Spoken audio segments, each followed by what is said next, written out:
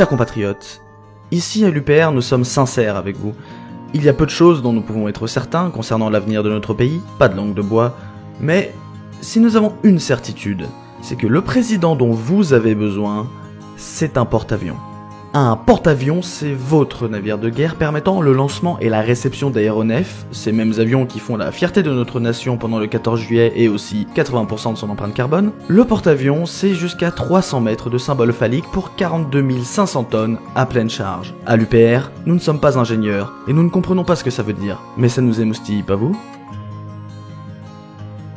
Ces magnifiques bâtiments, fleurons de la technique française, sont dotés d'une puissance de feu considérable et participent à pérenniser l'image guerrière et militariste d'un pays qui en a bien besoin. Ces capacités multiples en font des instruments d'une grande souplesse d'utilisation, offensive comme diplomatique, même si entre nous, la diplomatie c'est pour les Suisses.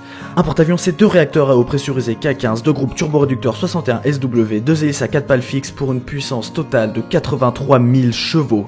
Et Emmanuel Macron, c'est quoi ? François Asselineau connaît la véritable importance des porte-avions pour la France de demain, mais est-ce que l'élite politique actuelle en a conscience ?